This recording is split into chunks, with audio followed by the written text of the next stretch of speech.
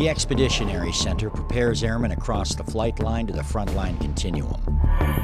We educate airmen to move personnel and equipment to the flight line. We train airmen to operate on the flight line, marshaling cargo and maintenance. We teach command post controllers how to track aircraft from the flight line. We train contingency response forces how to open flight lines to the front line. And we provide airmen with the skills to operate on the front line. From the flight line to the front line, that's the EC training continuum. Partnering with Air Staff, Air Mobility Command, Air Education and Training Command, and the Air Warfare Center, the EC provides advanced expeditionary combat support training and education through 2 schools, including detachments at Scott Air Force Base, Illinois, and Hurlburt Field, Florida.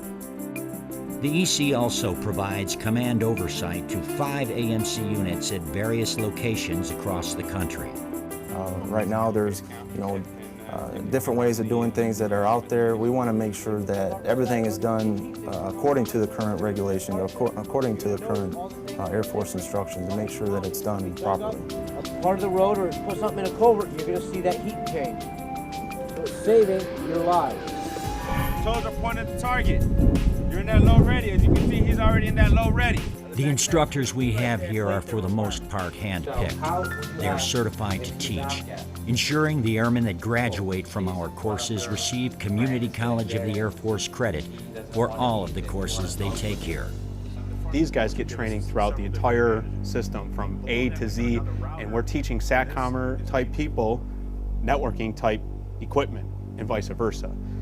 We're going to do the 2 critical rollover angles.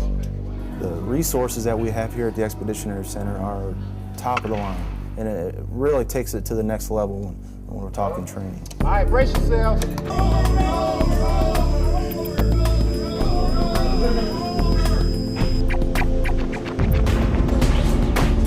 What we're doing today is we're prepping all these dog teams that are getting ready to go down range for missions that they're going to be doing.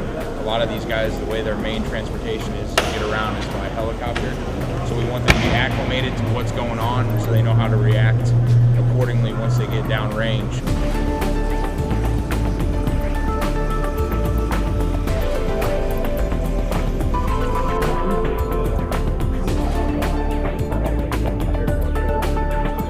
The students have just started the scenario, and from the instructor station, I'm able to see if they are statusing the aircraft correctly, and see which jobs they have started, and see if they're utilizing the resources the best way they can. This tank for 6 go in. It gives you a better idea what the whole picture's like real quick. And then being able to throw in one emergency in after another that we wouldn't get on a day-to-day basis normally. It's definitely a better learning environment where we can make mistakes and learn from them. You get to play with the system, see how to work it when I'm not pressured by work stuff I have to do. And that helps them learn the best ways to run the flight line when they go back home.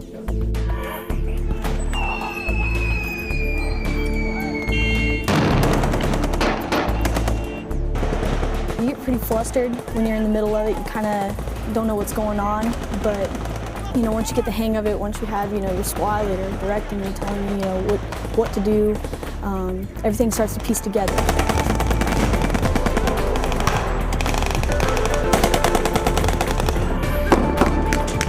We're doing close quarter combat.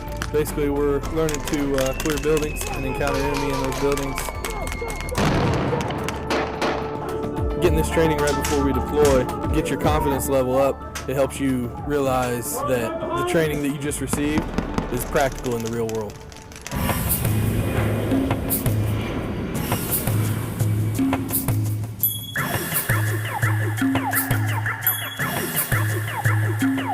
Right now, the students here, we have a combined Air Force and Army components that forms a joint task force to open a port. They're in a fictitious country called Mssion, and they're here to support that country because of a humanitarian issue.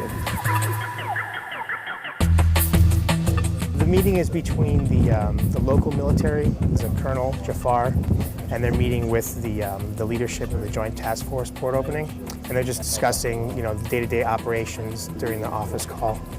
What we do for the host nation is we play it more like a real character and just try to give them that real effect of what it would be like to sit down with a host nation commander.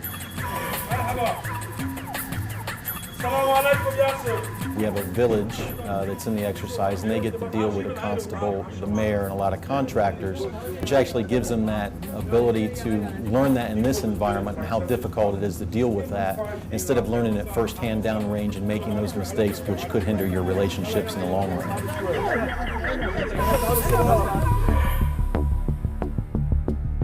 Breaking the bounds of the stovepiped institutions that we've created across the Air Force. And then we're able to filter it out to the tops of all those stovepipes, and then it's getting down to the lower levels. So this airman over here, not the only one getting the information, this airman that might be doing the same task is getting it. The professionalism that's around here is amazing. The interaction, the networking that you get to do at a class like this is invaluable. It's important because you don't want to be in that situation the first time when you're deployed, when you have no idea what your enemy is going to throw at you. You want to be in that situation in a training environment where you have the opportunity to practice things, where you have the opportunity to work with instructors who can actually, help you. Because really the key is you getting out of there alive, and they're there to make sure that happens. From the flight line to the front line, that's the EC training continuum.